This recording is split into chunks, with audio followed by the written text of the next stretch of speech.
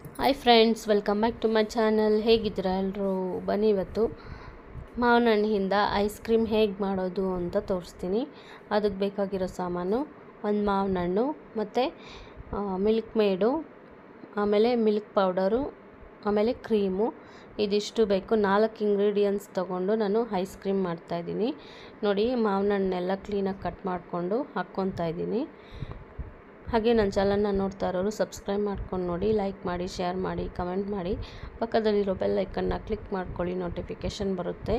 ನೋಡಿ, ಈಗ ಮಾವಿನ ಹಣ್ಣೆಲ್ಲ ಕಟ್ ಮಾಡ್ಕೊಂಡ್ಮೇಲೆ 10 ರೂಪಾಯಿದೊಂದು ಮಿಲ್ಕ್ ಪೌಡರ್ನ 1 ಪ್ಯಾಕೆಟ್ ಫುಲ್ಲು ಹಾಕ್ಕೊತಾ ಇದ್ದೀನಿ. ಇದು ಹಾಕ್ಕೊಂಡ್ಮೇಲೆ ಫ್ರೆಶ್ ಕ್ರೀಮ್ ಅಂತ ಸಿಗುತ್ತೆ, ಅದನ್ನು ಒಂದು ಹಾಫ್ ಹಾಕ್ಕೊತಾ ಇದ್ದೀನಿ ನಾನು. ನೋಡಿ, ಅರ್ಧ ಹಾಕ್ಕೊತಾ ಇದ್ದೀನಿ. ಮಿಲ್ಕ್ ಮೇಡು ಒಂದು 3 ಟೇಬಲ್ ಸ್ಪೂನ್ ಆಗುವಷ್ಟು ಯೂಸ್ ಮಾಡ್ತಾಯಿದ್ದೀನಿ. ಆಮೇಲೆ ಶುಗರು ಆಪ್ಷನಲ್ಲು, ನಾನು 1 ಟೇಬಲ್ ಸ್ಪೂನ್ ಹಾಕ್ಕೊತಾ ಇದ್ದೀನಿ ಶುಗರು. ನೀವು ಬೇಕಂದರೆ ಹಾಕ್ಕೋಬೋದು. ಅದನ್ನು ರುಬ್ಕೊಂಬಂದಮೇಲೆ ಈ ಥರ ಫುಲ್ಲು ಒಂದು ಸತಿ ಮಿಕ್ಸ್ ಮಾಡಬೇಕು. ಮಿಕ್ಸ್ ಮಾಡ್ಕೊಂಬಿಟ್ಟು ಫ್ರಿಜ್ಜಲ್ಲಿ ಇಟ್ಕೋಣ. ನೋಡಿ, ಇದು ನಾನು ಒಂದು ದಿವಸ ಫುಲ್ಲು ಬಿಟ್ಟಿದ್ದೆ. ಐಸ್ ಕ್ರೀಮ್ ರೆಡಿಯಾಗಿದೆ.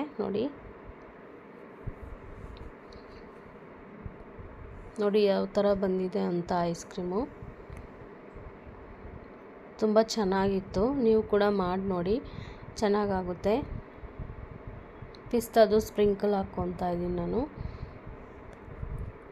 ಮ್ಯಾಂಗೋ ಐಸ್ ಕ್ರೀಮ್ ರೆಡಿಯಾಗಿದೆ. ಹೀಗೆ ನನ್ನ ಚಾನಲ್ನ ಸಪೋರ್ಟ್ ಮಾಡ್ತಾಯಿರಿ ಫ್ರೆಂಡ್ಸ್. ನನ್ನ ಚಾನಲ್ಗೆ ಸಬ್ಸ್ಕ್ರೈಬ್ ಮಾಡ್ಕೊಳ್ಳಿ, ಲೈಕ್ ಮಾಡಿ, ಶೇರ್ ಮಾಡಿ, ಕಮೆಂಟ್ ಮಾಡಿ. ಧನ್ಯವಾದಗಳು ಫ್ರೆಂಡ್ಸ್.